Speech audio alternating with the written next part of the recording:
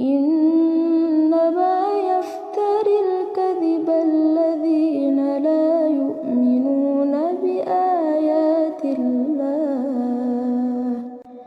وأولئك هم الكاذبون. بسم الله الرحمن الرحيم. Assalamualaikum warahmatullahi wabarakatuh. Alhamdulillahi rabbil alamin. Sallallahu wasallam ala al-mab'uthi rahmatan lil alamin wa ala alihi wa ashabihi wa tabi'ina ila yaumiddin. Qala rabbul alamin ya ayyuhalladhina amanu taqullaha haqqa tuqatih wa la tamutunna illa wa antum muslimun. Fa inna asdaqal hadithi kitabullah وخير الهدى هدى المصطفى صلى الله عليه وسلم وشر الأمور محدثاتها فإن كل محدثة بدعة وكل بدعة ضلالة وكل ضلالة في النار. Ma'asyiral kalimat yang dimuliakan oleh Allah Rabbul Alamin, segala puji bagi Allah atas segala nikmat. Salawat dan salam semoga selalu sampai kepada Nabi yang mulia, Nabi yang dicinta, Nabi yang dirindu, Muhammad bin Abdullah sallallahu alaihi wasallam. Hari ini insya-Allah kita mulai melanjutkan apa yang sudah kita bacakan dari kitab ini. Kita mulai dari halaman 56.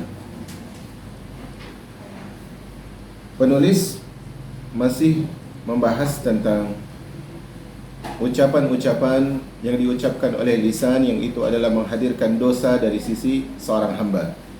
Artinya ketika seorang hamba mengucapkan perkara-perkara ini, maka dia akan diberikan dosa oleh Allah Subhanahu wa taala. Di poin kelima beliau contohkan adalah al-kadzib, yaitu dusta. Kedustaan ma'asyiral ummah adalah salah satu dari bentuk kata yang tidak pantas diucapkan oleh lisan. Karena kedustaan bukanlah ciri orang beriman, tetapi dia adalah ciri adanya kemunafikan di dalam hati dan jiwa seorang hamba. Karena itu dusta ini adalah salah satu kata ataupun kalimat yang dirangkaikan oleh lisan yang akan diminta pertanggungjawaban oleh Allah Subhanahu wa taala. Apa definisi dari dusta? Di sini beliau sebutkan bahwasanya dusta adalah sesuatu yang menyelisihi kenyataan. Jadi ketika seorang berbicara menyelisihi sesuatu yang merupakan realita, atau dia berbicara tidak sesuai dengan kenyataan, maka itu disebut dengan dusta. Dalam perkara ini Allah Subhanahu wa taala berfirman di dalam surah An-Nahl di ayat 105, Allah mengatakan, "Innama yaftaril kadhiba alladhina la yu'minuna biayatillah wa ulaika humul kadzibun." Sesungguhnya orang-orang yang mengada-adakan kebohongan, orang yang suka membuat berita palsu, sejatinya mereka adalah orang-orang yang tidak beriman kepada ayat-ayat Allah, dan mereka adalah orang-orang yang pendusta. Di sini Allah sebutkan alladzina la yu'minun. Mereka disebut sebagai orang-orang yang tidak beriman, dengan artinya iman yang sampai kepada qalbunya. Maka iman tersebut tempatnya itu ada dua. Tempat iman itu ada dua, yaitu tempatnya di hati, dan itulah iman yang sejati. Yang kedua, tempatnya hanya sebatas lisan, dan itu adalah iman-iman orang yang munafik terhadap Allah Subhanahu wa taala. Ketika imannya adalah hanya sebatas lisan, maka akan muncul pengkhianatan-pengkhianatan atas kata iman. Kita mengatakan saya mukmin, saya mukminah, saya beriman kepada Allah Subhanahu wa taala. Tetapi ketika ungkapan itu hanya pemoles bibir, hanya lipstik bagi bibir, maka dia adalah ucapan yang tidak keluar kecuali dari orang-orang yang munafik. Berdusta ini, kata beliau, merupakan salah satu sifat munafik, sebagaimana kita muqaddimahi tadi. Orang-orang munafik sangat identik dengan sifat kedustaan, sebagaimana dijelaskan oleh Al-Imam Bukhari dan Muslim dalam sahihain keduanya. Mereka riwayatkan dari Abu Hurairah radhiyallahu anhu, Rasulullah sallallahu alaihi wasallam mengatakan, ayatul munafiki thalathun. Tanda orang munafik itu adalah tiga. Tiga itu hanya dibataskan dalam hadis ini, karena dalam hadis lain Rasulullah sebutkan 4, dalam hadis lain Rasulullah sebutkan sifat-sifat lain dari sifat kemunafikan. Tetapi kata Rasulullah dalam hadis ini, tanda orang munafik itu adalah tiga. Pertama, idza haddatsa kadzab. Kalau dia berbicara, dia berdusta. Ini poin pembahasan kita. Yang kedua, wa idza wa'ada akhlafa. Kalau dia berjanji, dia mengingkari. Dan yang ketiga adalah wa idza tumina khana. Kalau dia diberikan amanah, maka dia akan berkhianat. Di sini disebutkan pertama idza haddatsa kadzab. Jika dia berbicara, dia berdusta. Di sini ciri khas dari orang munafik itu adalah pada ucapannya, bermula dari ucapannya. Memang kemunafikan itu letaknya di hati ma'asyarul ummah. Tetapi sifat yang paling menonjol dari sifat orang munafik adalah dusta. Karena itu dengan kedustaan ini dia akan menyebarkan adu domba. Dengan kedustaan ini dia juga akan menggibah. Dengan kedustaan ini dia juga akan menyatakan imannya dan menyembunyikan kekufurannya kepada Allah Subhanahu wa taala. Maka kalau orang mahir, artinya alhamdulillah, dia mengatakan karena lisan saya, kepandaian saya berbicara, akhirnya saya selamat dari hukum. Kalau ucapan itu adalah karena dusta dia, maka dia bukan orang yang hebat. Orang yang hebat tersebut adalah kejujurannya, walaupun kejujuran tersebut membuahkan hukuman di dunia. Ini penting untuk kita catat. Kalaupun ternyata dengan kejujuran kita dihukum dengan hukum dunia, itu adalah tanda bahwa kita adalah orang yang hebat. Bukanlah orang yang hebat tersebut selamat dari hukum dunia dengan kedustaannya, sementara dia lupa dengan hukum Allah Subhanahu wa taala di hari akhirat. Makanya Rasulullah SAW menjanjikan surga kepada beberapa kelompok. Di antaranya adalah Rasulullah menyebutkan wa jannatun fi wa baitun fi wastil jannah liman taraka al-kadhib wa in kana maziha. Kata Rasul sallallahu alaihi wasallam, aku menjamin aku menjamin rumah di tengah-tengah surga. Masya Allah. Kata Rasul, aku jamin istana di tengah-tengah surga bagi siapa? Bagi orang yang dia meninggalkan kedustaan walaupun untuk apa? Untuk bercanda. Buat orang tertawa, bercanda tapi berdusta. Siapa yang mampu meninggalkan perbuatan ini, maka dia akan mendapatkan istana di pertengahan surga Allah Subhanahu wa taala. Berdusta mengantarkan pelakunya kepada kedurhakaan, sebagaimana disebutkan dalam Sahihain Bukhari dan Muslim. Dari sahabat Abdullah bin Mas'ud radhiyallahu anhu, Rasulullah bersabda, "Innas sidqa yahdi ilal bir." Ini ya, ingat ya, seorang itu tidak bisa sampai kepada kemuliaan dengan cara instan. Itu harus kita pegang kaidah ini. Kaidah ini harus kita pegang erat, yaitu kita tidak mungkin sampai kepada kemuliaan secara instan. Sebagaimana orang itu tidak mungkin kaya secara instan. Makanya orang yang ingin kaya dengan cara judi dan sebagainya, tidak mungkin mereka menjadi orang yang kaya, tidak pernah ada sejarahnya. Nah, kalau kita ingin mendapatkan kejayaan, meraih surga Allah Subhanahu wa taala, tidak bisa kita raih surga itu dengan cara apa? Instan. Rasulullah menyebutkan innas sidqa yahdi ilal bir. Menuju surga itu punya tahapannya. Kata Rasulullah di sini, sesungguhnya kejujuran akan membawa kepada kebaikan. Langkah pertamanya apa?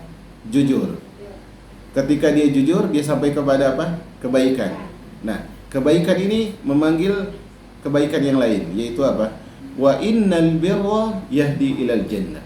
Dan kebaikan inilah yang akan mengantarkan seorang hamba ke surga Allah Subhanahu wa taala.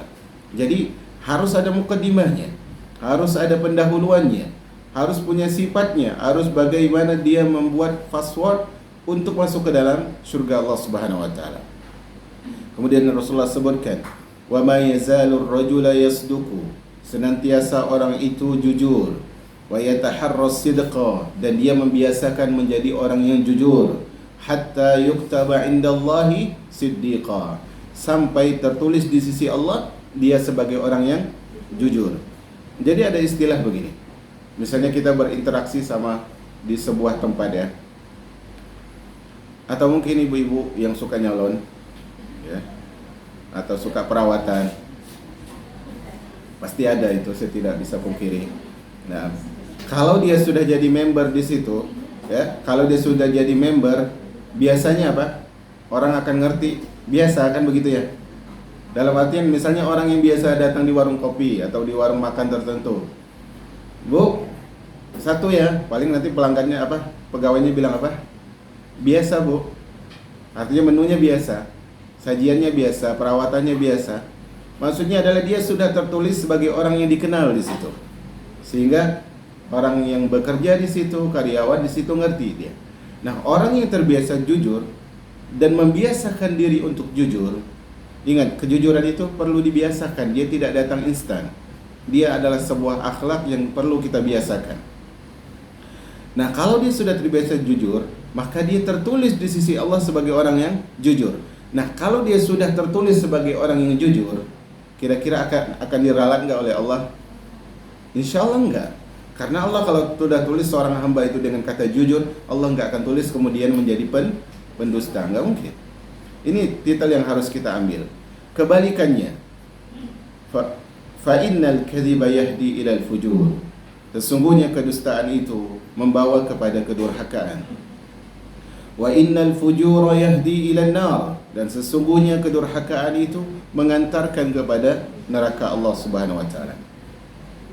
Wala yazalul 'abdu yakdzib. Senantiasa seorang hamba itu berdusta.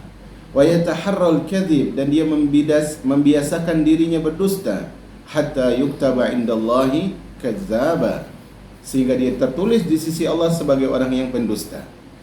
Dan subhanallah, kita harus mengerti ya, kedustaan itu penyakit yang susah hilang. Kedustaan itu penyakit yang susah hilang. Artinya apa? Apakah dia mungkin hilang? Mungkin, tetapi susah untuk dihilangkan kecuali bagi orang yang dia memiliki sikap muraqabah, merasa diawasi oleh Allah Subhanahu wa taala. Dan ingat ya, seorang ketika dia melegalkan dusta, artinya dia menyimpan dusta, merupakan sikap pribadinya, pasti kedustaan itu akan terbongkar pula. Dan Allah Subhanahu wa taala akan menyingkap satu demi satu kedustaan itu. Orang yang mempunyai sifat dusta dan membiasakan berdusta sehingga menjadi tabiatnya, dia ditulis oleh Allah Subhanahu wa taala di sisinya sebagai seorang pendusta dan termasuk golongan para pendusta. Subhanallah. Jadi Allah Subhanahu wa taala nanti akan panggil dia. Ini adalah golongan orang pendusta, ini golongan orang yang jujur. Semuanya akan disingkap oleh Allah Subhanahu wa taala di hadapan semua makhluknya. Sesungguhnya manusia tidak akan rela kalau dikatakan sebagai pendusta di antara manusia. Tiba-tiba kita lewat, ada orang manggil, ibu pendusta, sini dong, kita ngomong dulu. Mau nggak? Nggak mau. Nggak ada orang yang ridho dalam masalah itu. Nggak ridho. Nggak ada orang yang suka dipanggil dengan pendusta.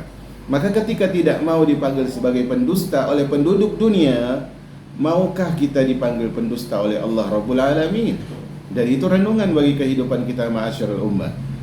Maukah dia ditulis di sisi Allah sebagai seorang pendusta, padahal Rabbnya Azza wa Jalla telah menciptakannya dan memberikan rizki kepadanya? Maka kita memohon keselamatan kepada Allah dari sifat dusta ini. Ma'asyarul ummah yang dirahmati oleh Allah Subhanahu wa taala. Dalam hadis tadi Rasulullah sebutkan, sesungguhnya kedustaan itu membawa kepada kedurhakaan. Artinya adalah efek dari dusta itu adalah menjadikan seorang itu semakin membangkang kepada Allah Subhanahu wa taala. Ketika seorang membangkang kepada Allah Subhanahu wa taala, akankah Allah memberikan kepadanya rahmat? Tentulah tidak. Akankah Allah Subhanahu wa taala anugerahkan kepada dia kebijaksanaan? Tentulah tidak. Tidak ada kebijaksanaan di dalam dusta kecuali di beberapa tempat. Sebagaimana disebutkan oleh para ulama, di antaranya adalah ketika untuk islah, untuk mendamaikan dua pihak. Kemudian dusta pasangan suami istri. Dusta di sini tetap tidak bebas ya, ada kaitan, ada batasannya. Kemudian dusta dalam masalah perang. Dalam masalah perang. Bayangkan kalau ada orang perang jujur. Kalian nanti pasukan panahnya di sebelah mana? Oh, di situ sebelah kiri.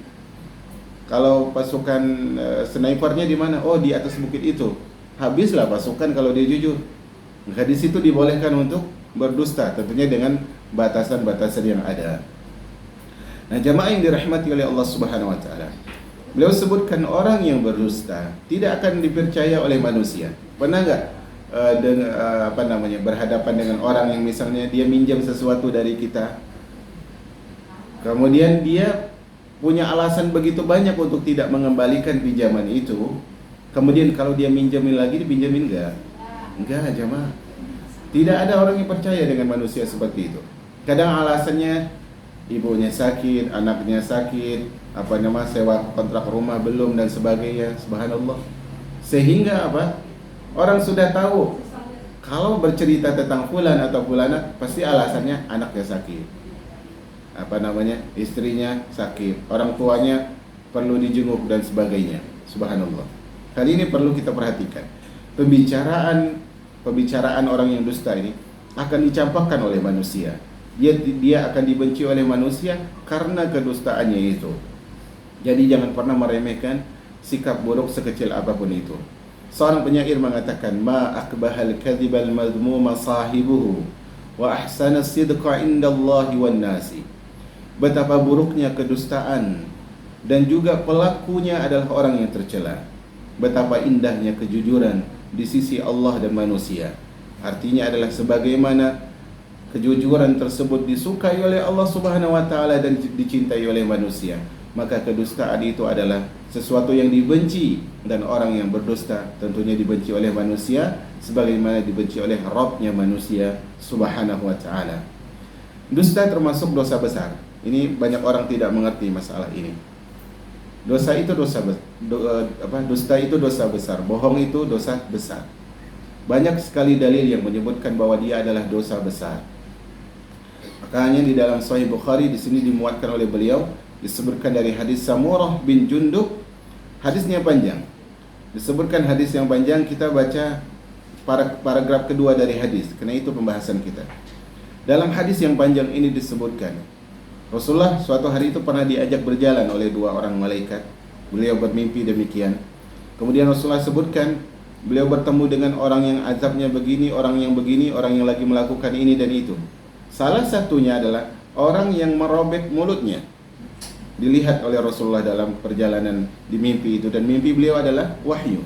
Kata Rasulullah ketika bertanya kepada malaikat yang menemani siapa itu, dijawab oleh malaikat, adapun orang yang engkau datangi dalam keadaan merobek-robek mulutnya hingga tengkuknya, jadi dirobek sampai kepada tengkuknya, dan sampai kepada hidungnya hingga tengkuknya, matanya hingga tengkuknya, sesungguhnya dia adalah orang yang keluar dari rumahnya di pagi hari, lalu dia berdusta hingga dusta tersebut tersiar, tersebar hingga ke ufuk-ufuk dunia.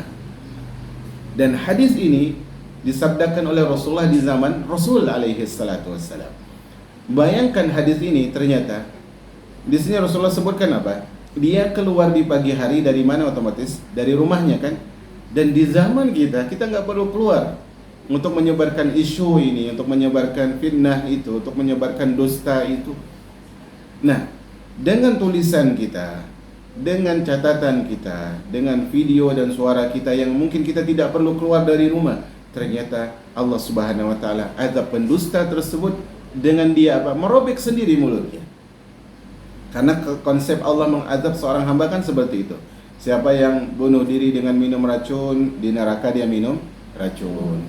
Siapa yang membunuh dirinya dengan benda tajam, Allah akan azab dengan benda tajam.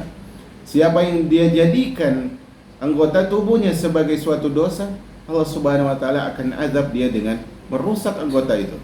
Makanya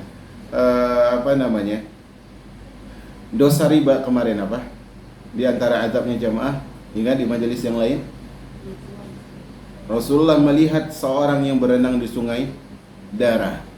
Kemudian ketika dia ingin menuju tepian sungai tersebut, ada orang melempar mulutnya dengan batu. Kenapa? Karena dia konsumsi riba.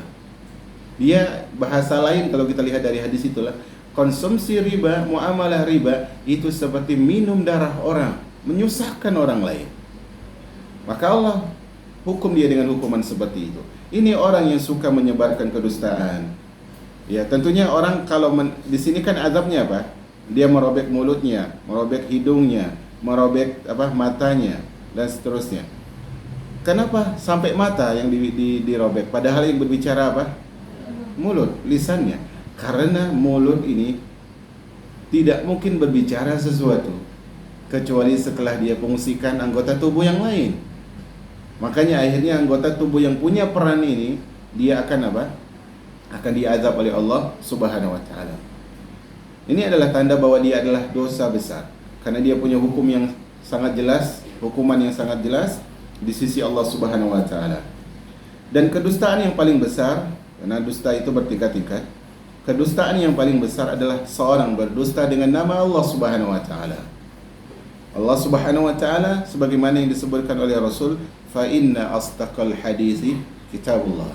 Sesungguhnya sejujur-jujurnya ucapan adalah Al-Qur'an.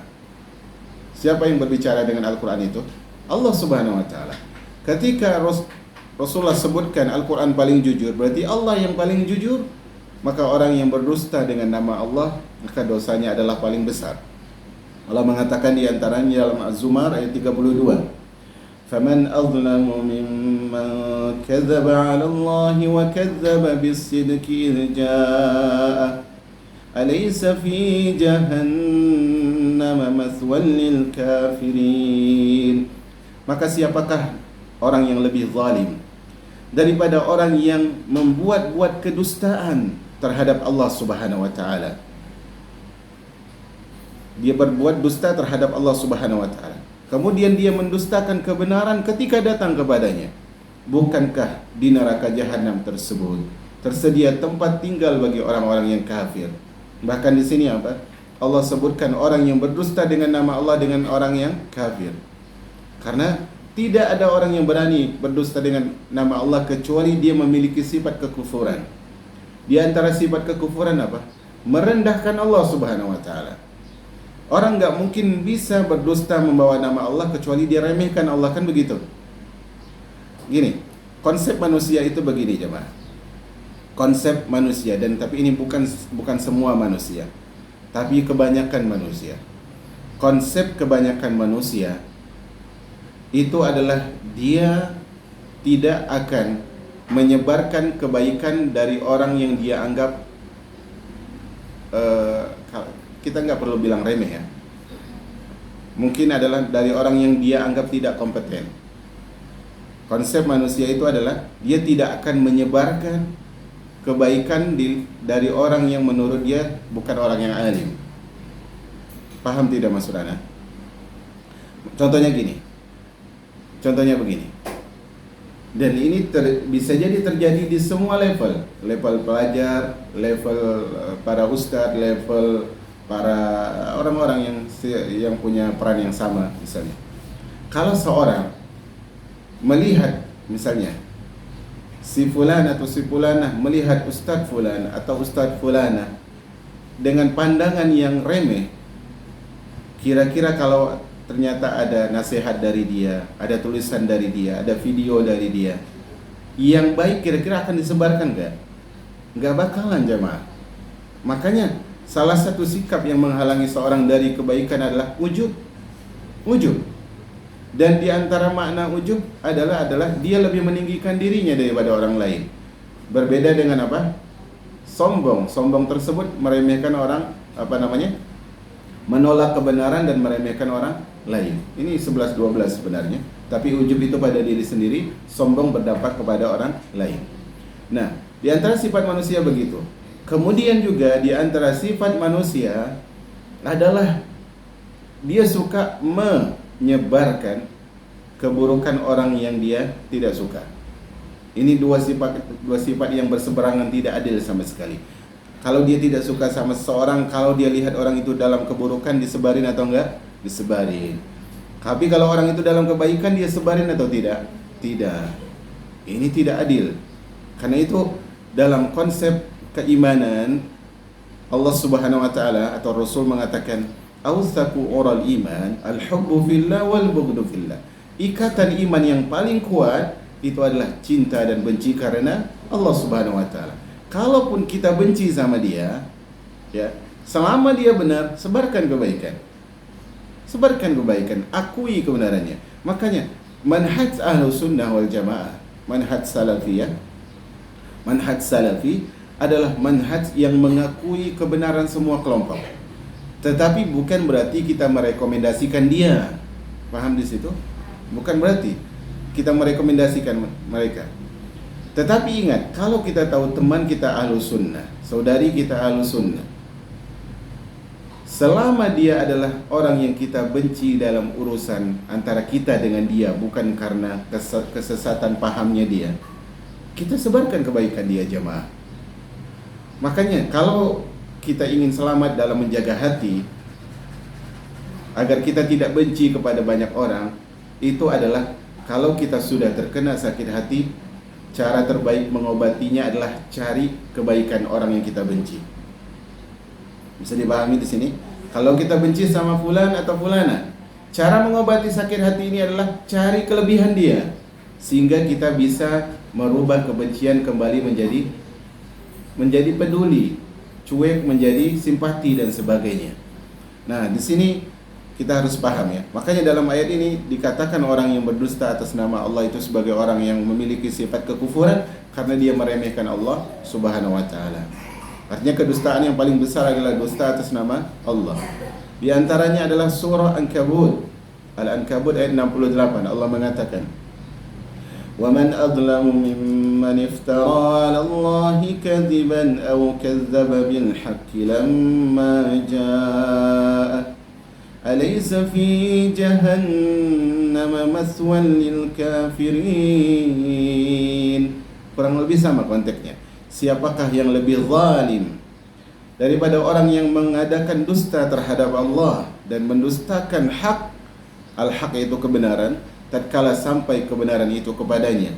Bukankah di dalam neraka jahanam terdapat tempat bagi orang yang kafir? Jadi gini ya, asalnya konsep kekafiran itu hanya milik Allah Subhanahu wa taala.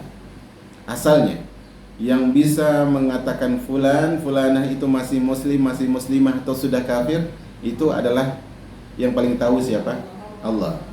Walaupun ulama yang kompeten berusaha menyebutkan fulan dengan sikap-sikap ini jadi kafir, fulanah dengan sikap-sikap ini jadi kafir, tetapi bukan berarti orang yang tidak dikafirkan oleh para ulama yang kompeten dia tidak kafir. Saya ulangi, bukan berarti orang yang tidak dikafirkan oleh para ulama dia tidak kafir. Artinya gini, ada orang yang kafir tanpa diketahui oleh para ulama. Ada orang yang sudah menderita dengan penyakit kekufuran tanpa diketahui oleh dirinya, ternyata dia sudah bukan muslim lagi.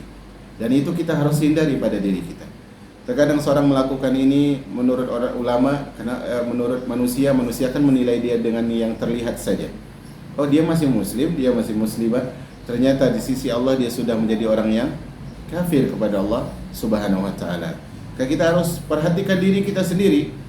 Walaupun para ulama tidak melihat hukum tentang diri kita, tetapi Allah Subhanahu wa taala mengetahui realita kita. Contoh-contoh dari kedustaan. Ini beliau hadirkan beberapa contoh. Di antaranya adalah menjanjikan sesuatu kepada anak, ingin beri sesuatu, kemudian ternyata dia enggak berikan, padahal berdusta.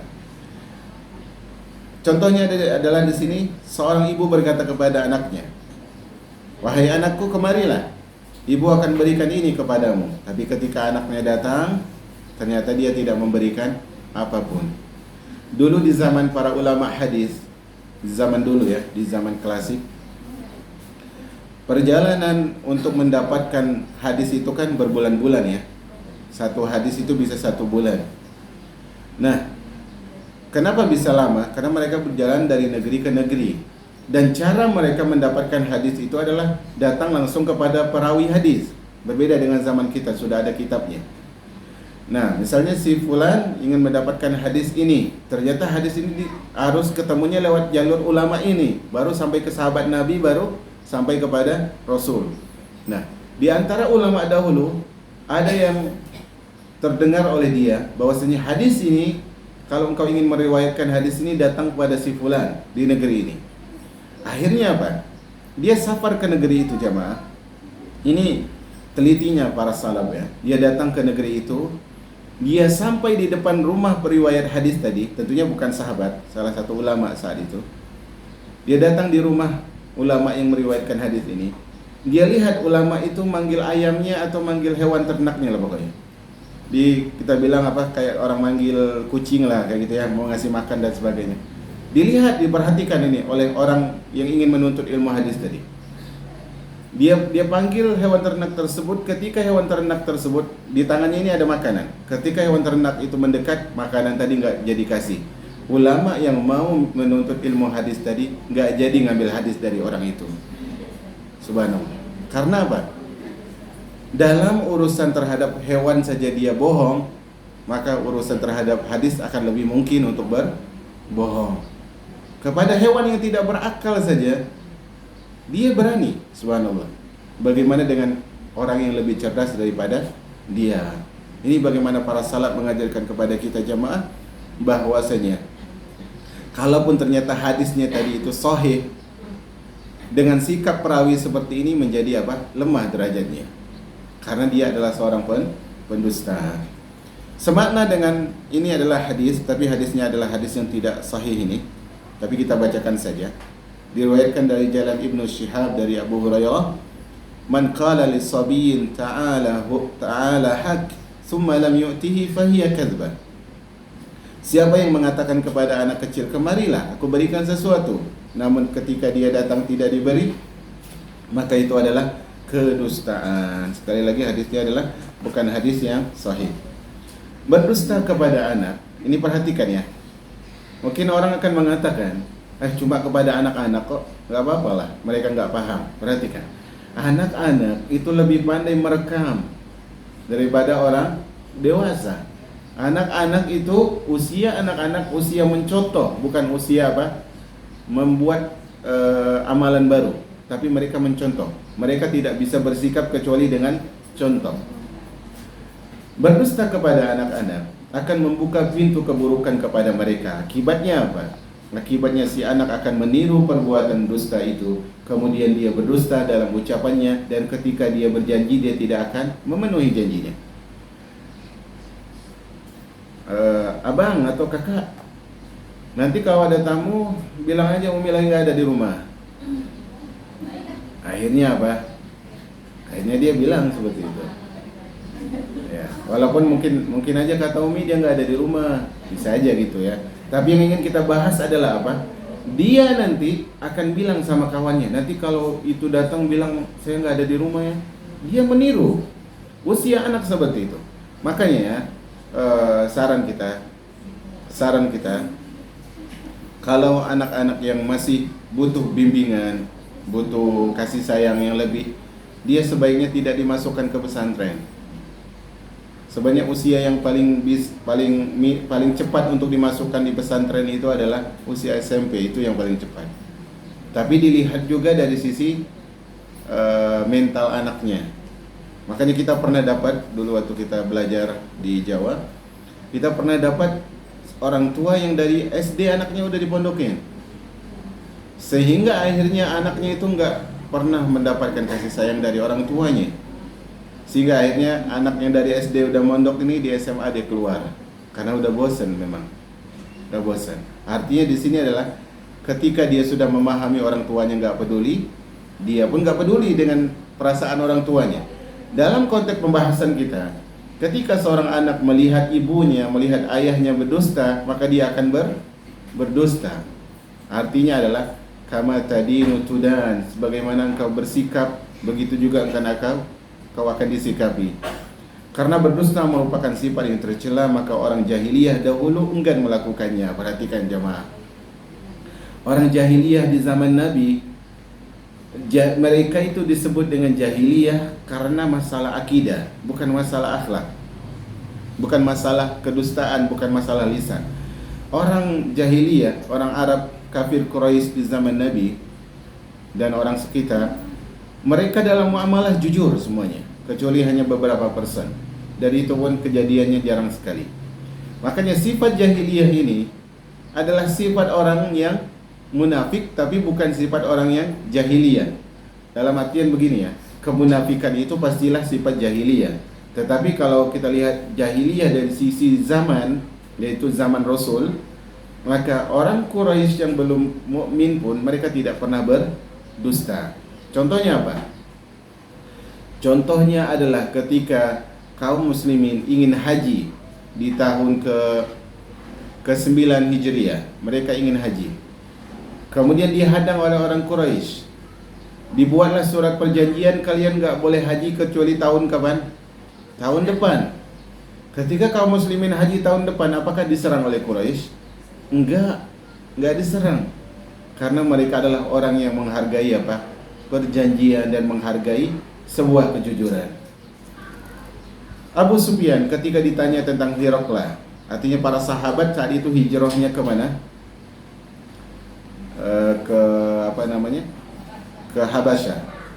Kemudian mereka juga berperang, kemudian melawan Hiraqlah dan sebagainya. Nah, sebelum kita masuk pada kitab ini, kita masuk tentang hijrahnya para sahabat ke Habasyah.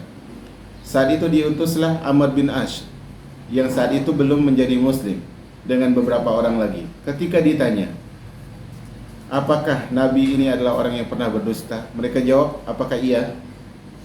Tidak. Karena di dalam hatinya, kata mereka, itu kejujuran mereka ketika Islam disampaikan.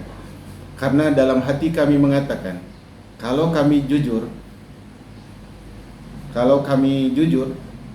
maka itu wibawa kami ada. Kalau kami dusta, mungkin kami bisa bawa sahabat Nabi ini pulang. Tetapi kalau kami dusta, masyarakat tahu, maka masyarakat tidak akan menghargai kami. Itu sifat mereka. Dalam kasus ini, Raja Romawi bertanya tentang akhlak Nabi SAW kepada Abu Sufyan. Saat itu dia belum muslim. Abu Sufyan menjawab dengan penuh kejujuran. Dia berkata, demi Allah, seandainya kedustaan tidak akan berpengaruh terhadapku, sungguh aku akan berdusta. Ini orang jahiliyah ngerti.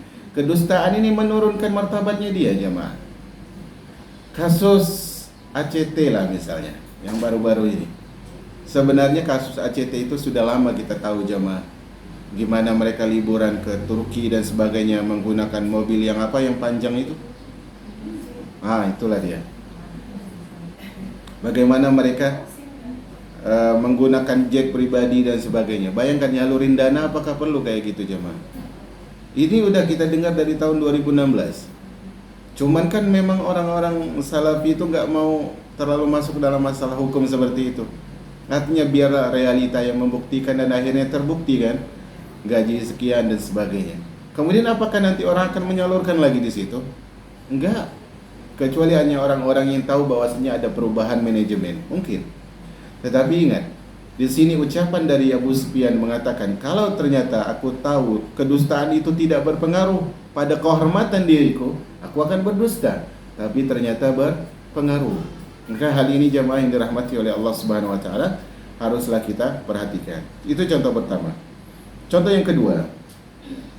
Contoh yang kedua ini saya singkatkan saja judulnya, yaitu bercanda tapi dusta. Bercanda tapi dusta. Dalam hadis yang diriwayatkan oleh Al-Imam Tirmidzi, beliau meriwayatkan dari Muhammad bin Bashar telah menceritakan kepada kami, Yahya bin Sa'id telah menceritakan kepada kami, Bahas bin Hakim telah menceritakan kepada kami, ayahku telah menceritakan kepadaku dari kakekku, dia berkata, aku mendengar Rasulullah SAW bersabda, wailun. Wail ini ada dua makna. Wail artinya pertama adalah kecelakaan lah. Wail yang kedua artinya adalah neraka wail. Dua makna ini nyambung tidak? Nyambung. Artinya siapa yang masuk dalam kecelakaan berarti dia akan masuk dalam neraka. Siapa yang masuk dalam neraka wail berarti dia orang yang celaka, kan begitu. Wail, celakalah atau neraka wail lah. Bagi siapa? Lilladzi yuhadditsu bil hadits. Bagi orang yang berbicara dengan sebuah pembicaraan. Liyudhika bihil qaum fayakdzib. Tujuannya buat orang tertawa tetapi dia berdusta. Wailun lahu thumma wailun lahu. Neraka waillah bagi dia, celakalah dia. Neraka waillah bagi dia, celakalah dia. 3 kali Rasulullah sebutkan. Pertama sekali di ujung, dua kali. Padahal tujuannya bagus tidak itu? Bagus, buat orang tertawa. Kata Rasul dalam hadis yang lain, di antara amalan yang paling dicintai oleh Allah adalah sururun tudkhiluhu fi qalbil muslim. Di antara amalan yang paling dicintai oleh Allah ini adalah kebahagiaan yang kau hadirkan di hati seorang muslim. Buat orang muslim itu bahagia, itu amal paling dicintai oleh Allah. Melebihi kita iktikaf di masjid Nabi SAW. Kalau saat ini kita nggak sempat haji nih, atau orang tidak sempat umrah Ramadan, dia nggak bisa iktikaf di Masjidil Haram, nggak bisa iktikaf di Masjid Nabi, dia bisa mendapatkan amalan yang lebih baik daripada itu, yaitu dengan apa? dengan dia menghadirkan kebahagiaan kepada orang yang perlu untuk dia bahagiakan. Di antaranya adalah apa? Orang tuanya, guru-gurunya, kemudian tetangganya dan sebagainya. Ketika dia sudah tahu bahwasanya kebahagiaan yang dihadirkan di hati seorang muslim adalah amal dicintai oleh Allah, tidak semena-mena asal buat orang bahagia itu menjadi boleh, enggak. Cara yang baik berpengaruh kepada tujuan. Dalam artian lain adalah tujuan yang baik tidak bisa menghalalkan cara yang haram. Tujuan yang baik tidak bisa menghalalkan cara yang haram. Contohnya di sini adalah dia ingin orang bahagia. Tujuannya baik? Baik. Tetapi caranya berdusta. Hukum dusta apa? Haram. Kalau ternyata tujuannya baik, apakah yang haram ini menjadi halal? Tidak, jemaah. Dia misalnya adalah mencuri motor orang. Tujuannya apa? Ngantar ibunya ke rumah sakit. Ngantar ibu berbakti nggak ke rumah sakit itu? Berbakti, besar pahalanya. Tapi mencuri apakah jadi halal? Enggak jemaah. Ya, enggak. Kecuali ya mencuri di tempat yang diuzurkan. Contohnya, dia adalah orang yang seharusnya diberikan hak sebagai orang yang berhak menerima zakat, tetapi dia ngambil dari baitul mal secara diam-diam karena ternyata nggak disalurkan hak dia, maka itu menjadi halal karena ada sebabnya, karena dia membutuhkan dan memang itu adalah salah satu dari haknya dia. Jadi intinya di sini adalah bersenda gurau tetapi bohong itu adalah tetap diazab oleh Allah Subhanahu wa taala, bahkan dia adalah dosa yang besar. Kenapa? Karena dia menipu manusia. Menipu manusia di balik sebuah label kebahagiaan. Ana peduli nih, ana ingin buat ente ketawa, ana ingin buat anti tersenyum, tetapi ternyata bohong. Maka ini adalah ibarat dia menaburkan sianida di dalam minuman sahabatnya. Dia kasih minum tapi ujungnya racun. Jemaah yang dirahmati oleh Allah Subhanahu wa taala. Kemudian di antara bentuk dusta adalah seorang mengatakan dia mimpi ini dan itu padahal dia tidak mimpi apapun. Ini sering nggak jemaah? Ada ini realita. Kadang orang tersebut ingin dikatakan peduli, tetapi dia, ana mimpiin nanti loh. Ana kayaknya mimpi nanti kayak gini, nanti cantik banget di situ. Mana? Padahal apa? Bohong. Dia ingin kasih support, dia ingin kasih semangat, tetapi apa? Bohong. Ana mimpi loh. Dan ternyata mimpi itu seperti hari ini. Artinya dia itu lihat dulu sikon hari itu, akhirnya dia baru punya bahan untuk menceritakan mimpinya. Paham gak masuk ana ya? Pernah kenal gak dengan orang kayak gitu? Pernah gak jemaah? Gak usah sebutin namanya, anda cuma tanya kenal atau enggak. Belum ya, semoga enggak. Artinya ada gini, ada sifat manusia itu begini. Dia pantau di lapangan kasusnya, misalnya dia ingin cari perhatian si fulan, atau si fulana ingin cari perhatian si fulana. Akhirnya apa? Dia lihat, oh fulana kondisinya lagi kayak gini. Akhirnya apa? Dia pura-pura nggak tahu dengan kondisi, padahal dia sudah mantau tadi. Kemudian dia chat kawannya mungkin, atau dia telepon, ana mimpiin nanti dong. Anti ana mimpi hari ini di dalam mimpi itu anti pakai baju ini, anti hadir di kajian, anti duduk di shop ini. Terus temannya bilang apa? Oh, benar ana pakai baju itu loh hadir. Ana di sini. Padahal apa? Dia sudah mantau sebelumnya. Nah, ini seperti orang yang ingin menghadirkan kebahagiaan juga, tapi mimpinya itu adalah mimpi seorang sutradara. Ya. Mimpi seorang sutradara. Dia tidak bisa menghadirkan mimpinya di dalam sebuah telenovela, tetapi dia hadirkan dalam ucapan yang ditulis dengan kata-kata. Subhanallah jemaah. Maka di sini perhatikan itu haram. Al-Imam Bukhari meriwayatkan dari Ali bin Abdullah telah menceritakan kepada kami, Sufyan telah menceritakan kepada kami dari Ayyub, dari Akrimah, dari Ibnu Abbas, dari Nabi, beliau bersabda sallallahu alaihi wasallam, "Man tahallama bihulmin lam yarah kullifa an yuq'ida baina sya'iratain walan yaf'al." Ini hukumannya berat sekali. Siapa yang mengaku bermimpi, coba bayangin orang yang bilang dia mimpi ketemu Nabi, sifat nabinya begini. Ya. Sampai ada yang bilang itu Nabi buangin sampah untuk saya. Subhanallah. Segitunya Nabi. Nabi ngopi sama ana. Allahu Akbar. Kayaknya Nabi lebih suka susu kambing daripada kopi. Ya. Benar. Karena orang itu ada-ada aja. Nanti pokoknya macam-macam lah. Kita lihat ada di sini. Siapa yang mengaku bermimpi dengan sebuah mimpi padahal dia tidak mimpi apapun, akan dibebankan di hari kiamat. Ini azabnya pada hari kiamat, ini azab yang sangat susah. Dia disuruh untuk mengikat antara 2 biji gandum dan dia tidak akan mampu. Maksudnya mengikat adalah ditempelkan biji gandum itu, ditempelkan tanpa lem. Mampu nggak dia? Nggak bisa. Artinya apa? Kalau orang nggak bisa melakukan tugasnya, dihukum nggak? Dihukum setelah itu, jamaah. Maka jangan pernah kita mengatakan sesuatu. Ya. Maka dalam hal ini kita harus waspada, walaupun itu mimpi. Ya, mimpi pertama, mimpi bukan realita pada umumnya. Mimpi kita itu banyaknya adalah mimpi karena beban hidup. Ya. Akhirnya kepikiran seharian, akhirnya hadir dalam mimpi. Ya, begitu. Bukan mimpi orang soleh, kita ini bukan orang soleh. Ya. Imam Bukhari berkata, Ali bin Muslim menceritakan kepada kami, Abdus Samad telah menceritakan kepada kami. Ini adalah ulama zaman dulu ya, bukan yang sekarang. Abdurrahman bin Abdullah bin Dinar telah menceritakan kepada kami. Maula Ibnu Umar menceritakan kepada kami dari ayahnya. Dari ayahnya maksudnya dari apa? Dari ayahnya maulanya, yaitu dari Abdullah bin Umar. Rasulullah bersabda, Inna min afral fira, sesungguhnya seburuk-buruk kedustaan, an yuriya ainaih malam tara, seorang mengaku matanya melihat sesuatu dalam mimpi padahal dia tidak melihat apa-apa. Ya. Makanya mimpi yang paling baik itu adalah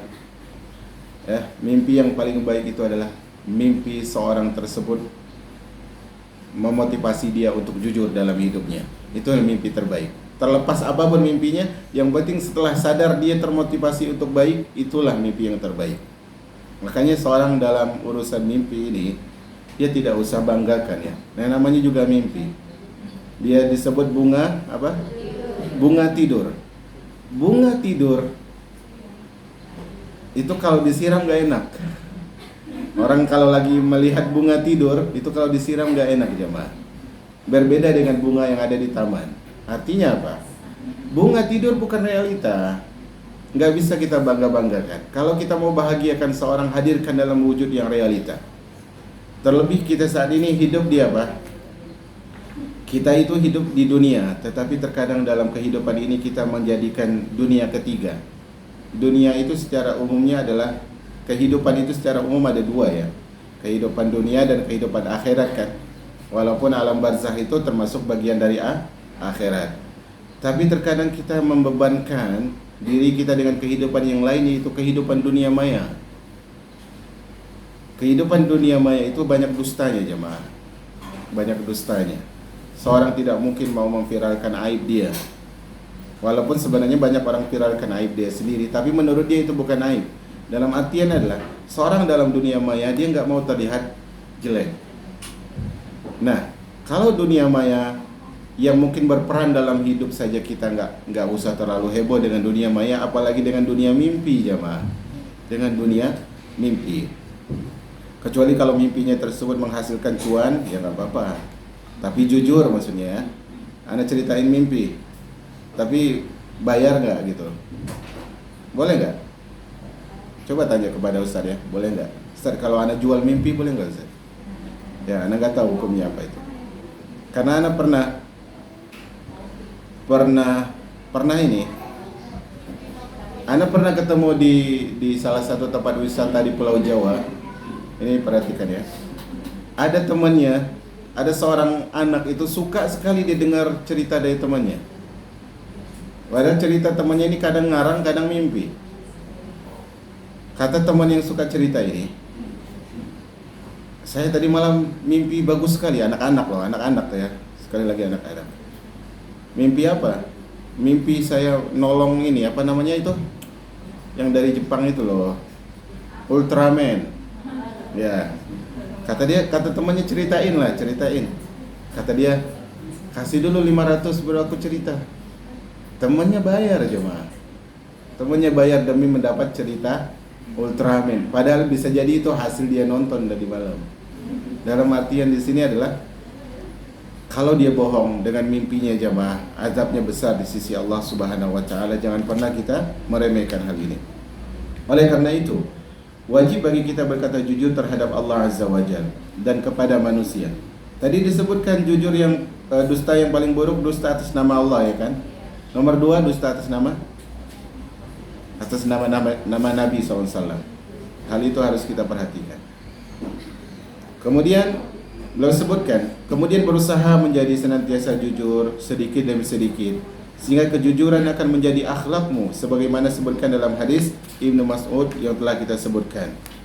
Perkataan orang yang jujur akan dipercaya oleh manusia, baik ucapan maupun hubungan muamalahnya akan menjadi mudah. Dan kejujuran Allah dan kejujuran akan mengantarkan seorang kepada derajat yang mulia di sisi Allah penciptanya. Poin kita itu gini ya, kejujuran itu terkadang akibatnya buruk terhadap manusia ya. Artinya begini, kalau kita jujur terkadang manusia menghukum kita. Tetapi ketahuilah bahwasanya tidak semua yang buruk di dunia itu akan buruk di akhirat. Kalau kita disiksa oleh manusia karena kejujuran kita ya, disiksa oleh manusia, ini bukan berarti kita buka aib ya. Aib itu ditutup dalam Islam. Tapi kalau sebuah maslahat kita harus jujur, kemudian kita dihukum, ingatlah, luka yang diberikan oleh penduduk dunia akan hilang. Artinya akan ada waktu sembuhnya walaupun menahun. Tetapi kalau azab Allah itu apa? Azab Allah tidak akan sudah. Disebutkan dalam sebuah ayat, kullama nadijat juluduhum baddalnahum juludan ghairaha liyadzuqal azab. Penduduk neraka itu dibakar oleh Allah. Setiap kali kulit mereka hangus, karena kalau kulit hangus sudah enggak terasa aja, Pak. Setiap kali kulit mereka hangus diganti kulit yang baru. Tujuannya apa?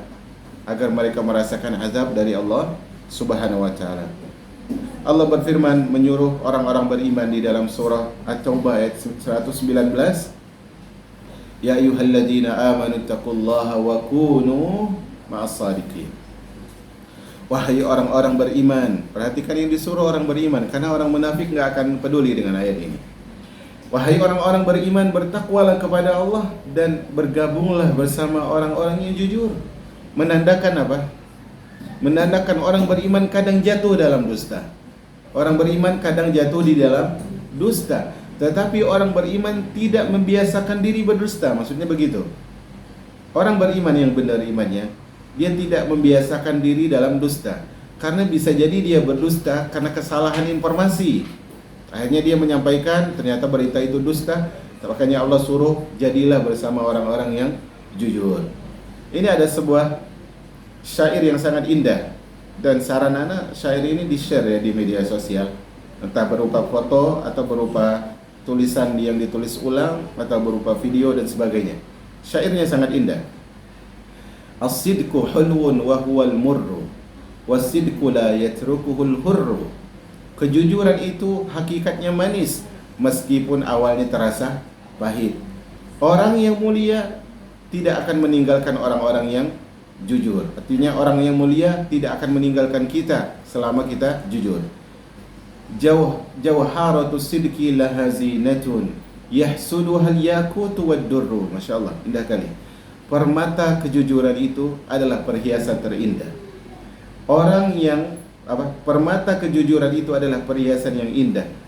Saking indahnya membuat iri batu permata dan mutiara. Bahasa yang indah ini jemaah.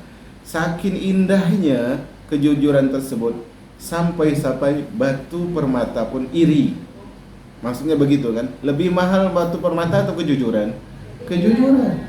Maka inilah yang disebutkan dia batu permata yang melebihi indahnya berlian, batu akik dan seterusnya. Maka kejujuran adalah yang paling utama. Kemudian panjang ini ya. Lanjut atau sudah jemaah?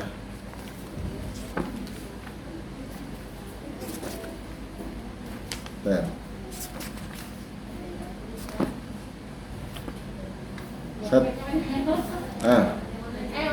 Kita lanjutkan satu poin lagi, yaitu di antara bentuk ucapan yang tidak pantas diucapkan oleh lisan adalah menyebarkan rahasia.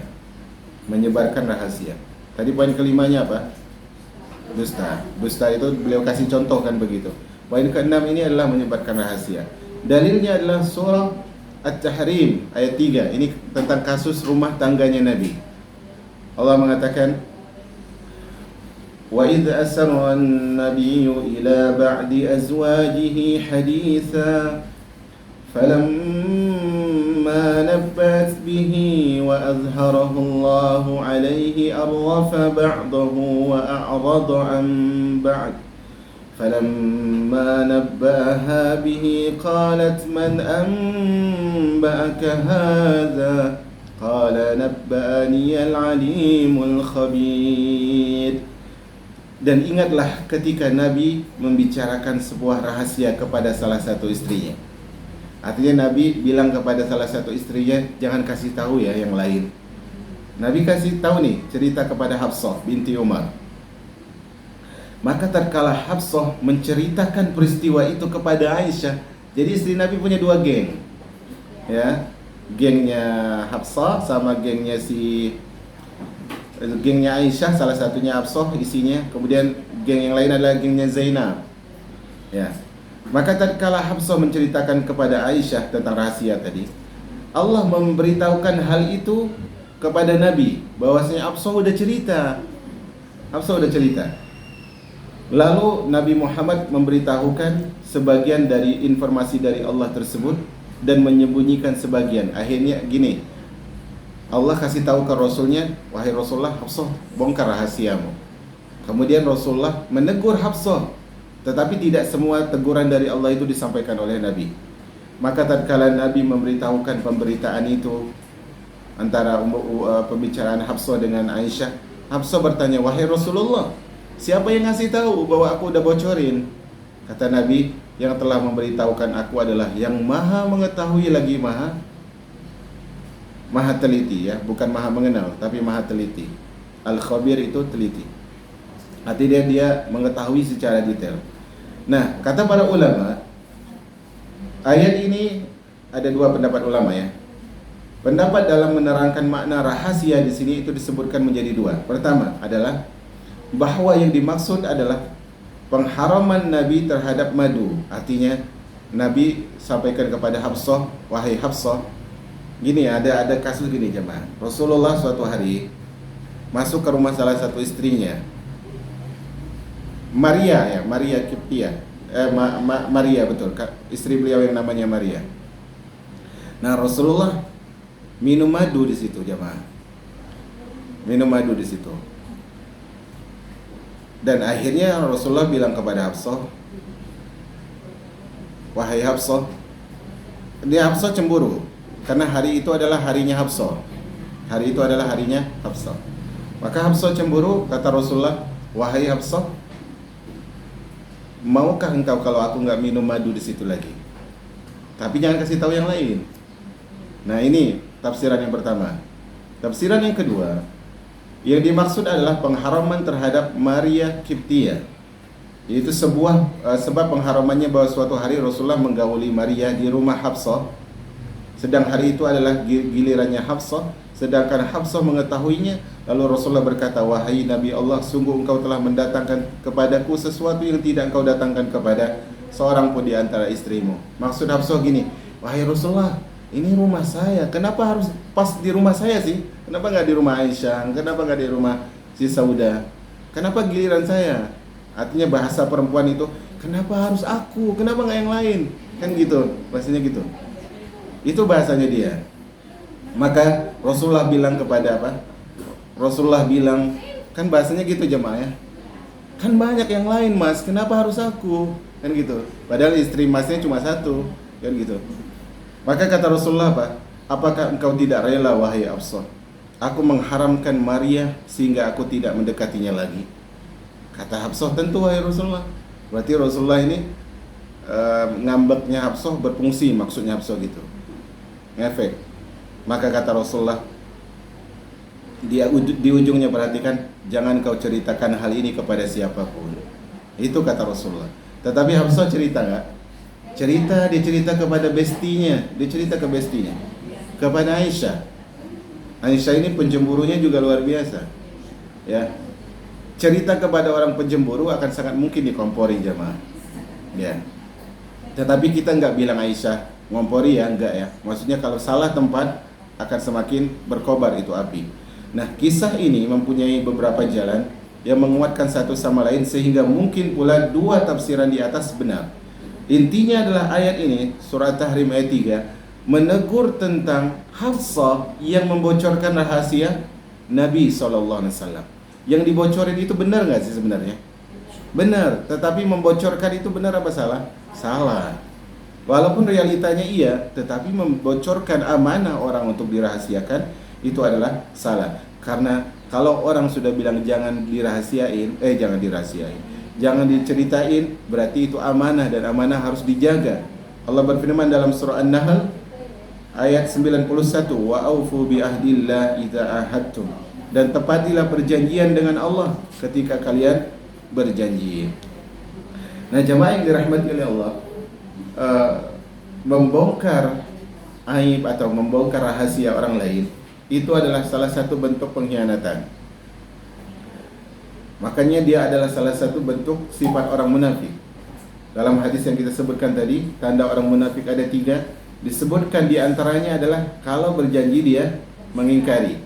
Kemudian kalau dia diberi amanah dia khianat. Berarti kena berapa sifat? 2. Dia enggak dusta, tapi dia udah janji tadi kan, enggak cerita, tapi ternyata cerita, berarti mengingkari. Dia sudah diberi amanah, tetapi enggak dijaga, berarti berkhianat. 2 sikap ini jemaah. Ketika seorang membocorkan rahasia, tapi kadang orang membocorkan rahasia itu caranya unik ya. Ada orang yang punya masalah, dia cerita kepada si fulan. Karena ini majelis ibu-ibu, saya rubah redaksinya. Ada si fulana cerita kepada si A, Mbak, saya punya masalah, tapi tolong rahasiakan ya. Oh iya, cerita. Hanya si A ini ketemu si B, si fulana itu punya rahasia, tapi jangan ceritain ya. Paham gak tuh? Tadi si fulana cerita kepada A, bilangnya apa? Jangan ceritakan kepada orang lain. Kata si A, iya, ana jaga rahasianya. Si A ketemu si B, bilangnya, si B tahu nggak si fulana itu punya rahasia, tapi kalau ana ceritain jangan ceritain ke orang lain ya.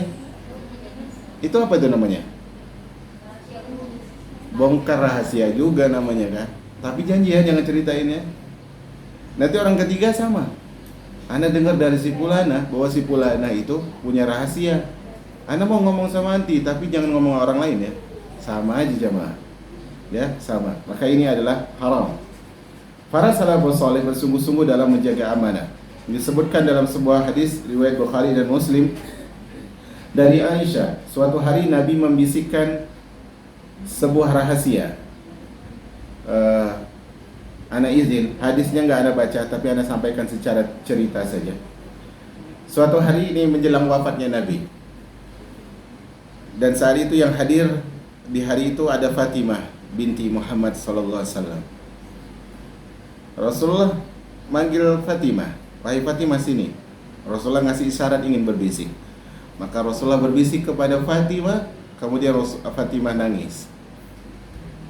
Itu dilihat oleh orang yang ada di ruangan itu. Di antaranya adalah Aisyah yang ada di ruangan. Karena Rasulullah sakitnya di rumah siapa? Aisyah. Kemudian Rasulullah bisik lagi, kemudian Fatimah tersenyum. Maka ditanya oleh Aisyah, maka enggak dijawab oleh Fatimah. Saat itu Rasulullah masih hidup. Maka ketika Rasulullah sudah wafat, barulah Fatimah menceritakan. Adapun ketika Rasulullah berbisik kepadaku, ya, Rasulullah berbisik kepadaku dan kemudian aku menangis, itu disebabkan oleh apa? Cuma kata Fatimah radhiyallahu, karena Rasulullah ngasih tahu ajal Rasulullah udah dekat, maka aku nangis. Dan bisikan kedua, kenapa aku senyum? Karena Rasulullah bilang bahwasanya engkau akan menyusul wahai Fatimah, dan engkau akan jadi pemimpin wanita penduduk surga. Maka aku pun tersenyum. Nah, di sini seorang menceritakan sesuatu rahasia. Kan gini ya, rahasia itu ada dua, jemaah. Pertama adalah orang ngasih tahu ini rahasia. Berarti itu benar apa? Rahasia. Yang kedua, dia nggak bilang rahasia, tetapi dia inbox kita. Inbox dalam masalah pribadi. Atau dia bisik-bisik, walaupun dia nggak bilang rahasia. Dia nggak bilang pengumuman rahasia, nggak gitu. Dia bisik-bisik, itu udah tanda berarti apa? Jangan kasih tahu orang lain. Nah, di sini Fatimah semasa hidup Nabi, beliau tidak ngasih tahu rahasia ini. Padahal ini adalah nggak berpengaruh kepada orang lain, kan nggak ada mudaratnya sama sekali. Tetapi setelah Rasulullah wafat, beliau cerita, Fatimah cerita. Dan ini kata para ulama nggak masalah. Kalau orang itu sudah wafat, kita cerita rahasia tadi, selama tidak merupakan aib terhadap orang tadi, itu tidak masalah. Abdullah bin Umar meriwayatkan, disebutkan bahwa Umar berkata kepada putrinya itu Hafsah. Saat itu Hafsah dalam keadaan sayyib atau janda. Kata Umar, ini adalah seorang ayah ingin carikan pasangan hidup buat suaminya. Kata Umar, aku menemui Utsman untuk menawarkan Hafsah. Maka aku berkata, jika engkau mau wahai Utsman, aku nikahkan engkau dengan putriku yaitu Hafsah. Utsman menjawab, aku pikir dulu deh. Ya gitu. Kemudian akhirnya Umar menunggu. Ya, jadi kalau masalah jodoh ini jangan ini ya, jangan ambil banyak langkah ya. Dalam artian si orang tua ini pengen putrinya nikah, dia datang kepada fulan, datang juga pada fulan, datang pula juga pada pada fulan. Padahal si fulan ini ngasih waktu, nggak boleh dia harus datang, harus nunggu waktu ini selesai dulu baru datang kepada pihak kedua. Akhirnya Umar nunggu. Kemudian Utsman ngasih jawaban, wahai Umar, aku udah putuskan bahwa aku nggak akan menikahi Hafsah. Dan ternyata apa? Ternyata nanti Utsman dapat ganti juga kan ya? Siapa gantinya? Putri Rasul SAW. Beliau menikahi dua putri Rasul, maka lakopnya Utsman apa? Zunnurain, pemilik dua cahaya, karena dia punya istri dua-duanya putri Nabi. Setelah itu kata Umar, aku menemui Abu Bakar. Aku bilang kepada Abu Bakar, wahai Abu Bakar, kalau engkau mau aku nikahkan putriku Hafsah denganku. Tapi Abu Bakar diam. Dan kata Umar, diamnya Abu Bakar lebih buat aku jengkel. Yang tadi bilang nunggu, kemudian nolak, oke lah, khair lah, mungkin belum saatnya. Tapi ini Abu Bakar nih, kalau iya ya jawab iya, kalau enggak ya jawab enggak. Kok diam gitu kan? Kata Umar, kemarahanku kepada Abu Bakar melebihi kemarahanku kepada Utsman. Lalu ternyata Rasulullah melamar Hafsah. Barulah kemudian Abu Bakar menemui Umar. Abu Bakar mengatakan, wahai Umar, mungkin kau marah padaku tatkala kau tawarkan Hafsah, tapi aku enggak mengucapkan satu kata pun. Maka kata Umar, benar. Tapi perhatikan ini, Umar marah sama Abu Bakar tapi enggak diam-diaman. Perhatikan jemaah, karena masalah hidup itu akan bertambah kalau tidak ada komunikasi. Makanya di antara konsep ya, misalnya salah satu teman-teman di sini diuji mungkin punya masalah sama keluarga, sama suami. Cara terbaik adalah tetap bersama suami. Jangan buat kata-kata begini. Ya udah Mas, aku pulang dulu lah ke rumah ibu. Mungkin dengan pulang ke rumah ibu akan lebih jernih. Enggak, itu bukan solusi terbaik. Jarak akan menjadi celah yang besar bagi syaitan. Syaitan manusia dan juga syaitan jin. Jadi sebaik-baik cara untuk menyelesaikan problem, komunikasi dan tetap bersama. Karena itulah tujuan dari pernikahan tadi. Dia adalah seorang nakhoda dan asistennya. Nah, kata Abu Bakar, sungguh tidak ada yang mencegahku untuk menjawab tawaranmu itu wahai Umar, kecuali aku pernah tahu bahwa Nabi pernah menyebut-nyebut nama Hafsah. Dan saya kira kasus laki-laki itu mirip kasus perempuan ya. Karena laki-laki itu kadang kalau dia suka sama seseorang, dia bilang sama kawannya, gimana menurutmu si fulana? Anak kira perempuan pun sama. Kayaknya si fulan itu kayaknya tipe semua perempuan ya kayaknya ya. Ada omongan sama. Abu Bakar mengatakan, aku pernah dengar Rasulullah nyebut nama Hafsah, wahai Umar. Maka aku tidak ingin menyebarkan rahasia Rasulullah. Seandainya Nabi tidak jadi, baru aku menerima lamaran apa? Hafsah. Subhanallah. Nah, di sini apa? Rahasia tersebut ditahan dulu oleh Abu Bakar sampai waktunya. Karena bayangin kalau Abu Bakar bilang, wahai Umar, Rasulullah itu pernah nyebutin Hafsah. Bayangkan, gak enaknya Rasulullah, rahasianya tersebar. Gak enaknya juga siapa? Umar. Karena apa? Kok dia ditawarin kepada Abu Bakar dulu, belum kepada Rasul Sallallahu Alaihi Wasallam. Dalam Sahih Muslim dari sahabat dari Anas, dia berkata, Rasulullah mendatangiku ketika aku sedang bermain bersama anak-anak. Kemudian beliau memberi salam kepada kami, lalu beliau menyuruhku untuk suatu keperluan hingga aku terlambat pulang ke rumah. Dan ketika aku menemui ibuku, dia bertanya, apa yang menyebabkan engkau terlambat pulang? Maka aku menjawab, Rasulullah menyuruhku untuk suatu keperluan. Maka ibunya bertanya, keperluan apa? Kata ibunya bertanya ya. Maka aku menjawab, sesungguhnya itu rahasia, wahai ibu. Ibuku pun berkata, jangan sekali-kali engkau ceritakan rahasia Rasulullah kepada seorang pun. Anas berkata, siapa ini ibunya Anas? Ummu Anas. Iyalah, benar Ummu Anas. Tapi nama kunyahnya masyhur siapa? Ummu Sulaim. Ya, Ummu Anas. Benar itu ya. Demi Allah, kata Anas, demi Allah, seandainya aku menceritakan kepada seseorang, pasti aku menceritakan rahasia itu kepadamu, wahai sahabat. Ini perhatikan, mereka menjaga rahasianya orang yang ketika mengamanahkan sebuah rahasia. Ibnu Hajar menyebutkan, sebagian ulama mengatakan, sepertinya rahasia itu khusus berkaitan dengan para istri Nabi. Karena andaikan rahasia itu berupa ilmu, tentu Anas tidak mungkin menyembunyikan. Karena menyembunyikan ilmu dilaknat oleh Allah Subhanahu wa ta'ala. Maka dalil-dalil yang menunjukkan betapa tingginya kesungguhan para sahabat menyembunyikan rahasia. Mereka sangat serius ya. Nah, di sini kita lihat poin-poinnya. Al-Hafidz Ibnu Hajar berkata dalam Fathul Bari, Ibnu Battal mengatakan yang dipegang oleh ahli ilmu bahwa menyebarkan rahasia tidak boleh jika menimbulkan mudarat bagi orang yang memilikinya. Lihat maslahat dan mudaratnya. Artinya tidak semua rahasia disebarkan, tapi juga tidak semua rahasia itu disembunyikan. Lihat mudarat ada tidak di situ. Mayoritas ahli ilmu mengatakan, sesungguhnya apabila pemilik rahasia itu telah meninggal, tidak harus disembunyikan, sebagaimana keharusan menyembunyikan ketika dia masih hidup.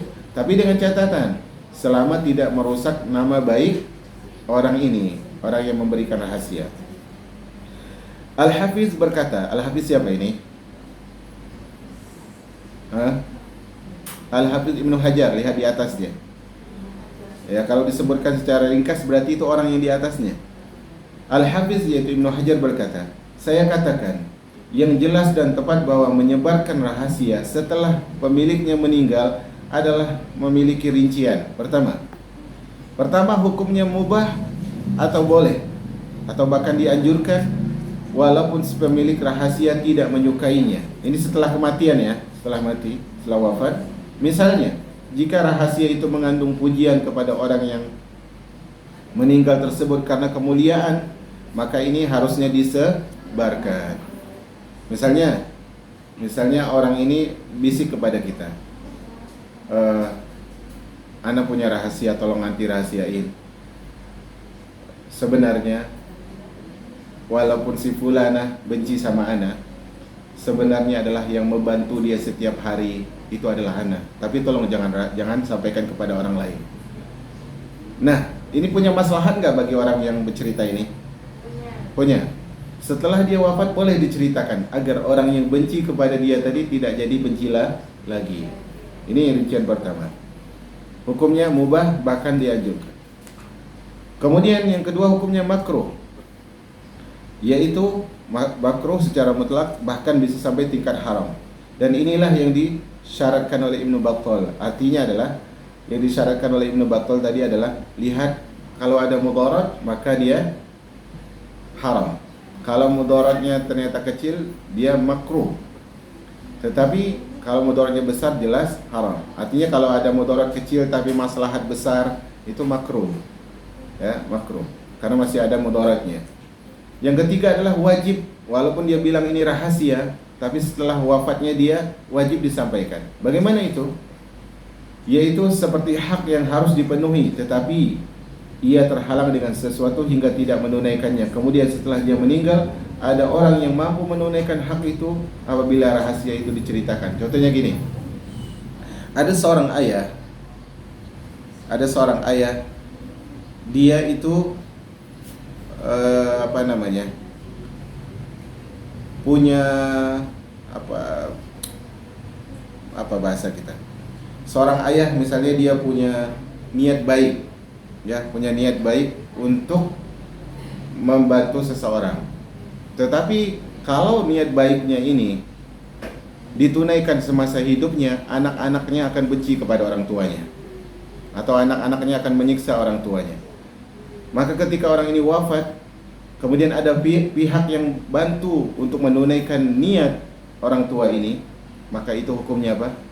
Wajib menyampaikan. Dulu ayahmu menyampaikan sebuah ucapan yang dirahasiakan bahwa dia akan bantu si fulan atau bantu si fulana, tapi dia takut kalian apa? Menyiksanya. Kalau orang ini ternyata misalnya dia pemerintah, bisa menghandle orang ini, maka itu hukumnya wajib. Adapun sebagian manusia menyatakan bahwa dia tidak menyimpan satu rahasia pun dalam dirinya, ini merupakan suatu kesalahan, karena sebagian rahasia terkadang wajib disembunyikan. Ada konsep manusia begini, kalau sama anak pokoknya nggak ada rahasia-rahasiaan, itu nggak benar. Itu nggak benar, karena ada urusan yang memang harus dirahasiakan. Kita lihat syair-syair yang sangat bagus di sini. Idza mal mar'u akhta'uhu salas fabi'hu walau bikaffin min ramad. Perhatikan ya. Jika seorang itu terlanjur salah 3 kali, artinya dia membuat kesalahan 3 kali, maka juallah dia walaupun dengan harga segenggam debu.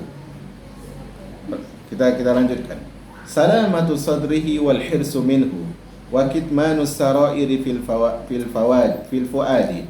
Keselamatan isi dadanya dan kesungguhan dirinya, menyembunyikan rahasia di dalam hatinya. Artinya gini, seorang dirahasiain, tapi dia bongkar sekali, dirahasiain, bongkar 2 kali, ketiga kalinya udah orang ini dicampakkan aja. Kalau ada orang beli, jual aja walaupun bayarnya cuma dengan sebutir debu. Artinya orang ini nggak punya harga. Dia sudah membongkar aib orang, rahasia orang, sudah berulang kali. Maka orang yang suka menyebarkan rahasia orang lain, dia adalah orang yang tidak memiliki harga diri. Al-Qahtani berkata di dalam Nuniyah beliau, ini penting jemaah, ini penting konsep hidup. Wahfir li sirrika fi fuadika malhada wadfinhu fil ahsya'i aydifani inna siddiqa ma'al aduwi kilahuma fi sirri inda ulin nuha sakalani. Galilah liang lahat di dalam hatimu. Untuk apa? Untuk menyimpan rahasiamu. Kuburlah rahasia itu di dalam bagian perutnya. Artinya gini, kita menyimpan apa? Rahasia itu di dalam apa? Hati. Tapi kita disuruh di sini bukan sembarang hati, tapi hatimu harus kau gali lagi. Ada lubang khusus untuk menyimpan rahasia itu. Sesungguhnya seorang sahabat dan musuh, keduanya itu sama dalam urusan rahasia. Bagi orang yang berakal adalah sama. Maksudnya gini, dalam hidup ini ada orang yang kita sukai, ada orang yang kita benci. Rahasia orang yang kita benci itu sama harus kita jaga sebagaimana rahasia orang yang kita sukai. Jangan bentang-bentang kita benci sama dia, rahasianya kita bongkar. Itu haram, jemaah. Itu haram. Nah, sekali lagi. Dan menyebarkan rahasia ini di antara rahasia yang paling harus dijaga. Ini tolong diperhatikan.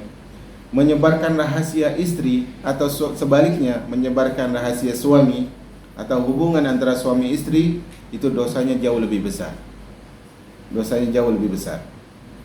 Karena masyarakat sekarang sebagian diuji dengan kasus seperti itu. Artinya dia menikah dengan seorang, kemudian dia, subhanallah ya, mengerikan masyarakat kita jemaah.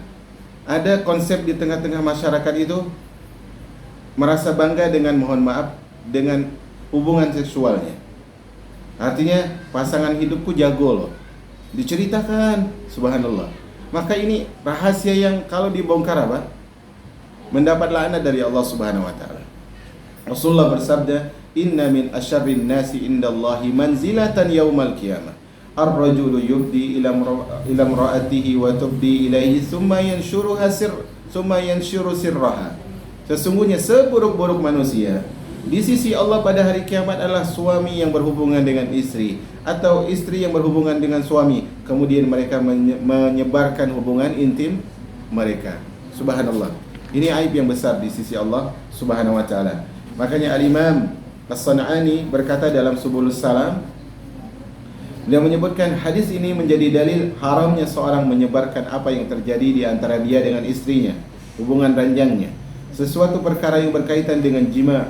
Demikian pula seorang wanita tidak diperkenankan menyebarluaskan rahasia sebagaimana telah disebutkan oleh dalil. Inilah jemaah pelajaran kita hari ini, kurang lebih satu jam lebih ya. 1 jam lebih ya? Oh, kok nggak diingatin saya? Biasanya kita materi 1 jam saja. Semoga Allah berikan taufik kepada kita. Semoga Allah hadirkan kepada kita kekuatan untuk berkata jujur, untuk menjaga aib, dan menjadikan kita orang-orang yang lebih pandai menghisab diri sebelum dihisab oleh Allah Subhanahu wa taala. Sallallahu alaihi nabiyina Muhammad. Alhamdulillahi rabbil alamin. Wa ala bisawab. Sallallahu alaihi nabiyina Muhammad. Subhanakallahumma bihamdika asyhadu an la ilaha illa anta astaghfiruka wa atubu ilaik. Assalamualaikum warahmatullahi wabarakatuh.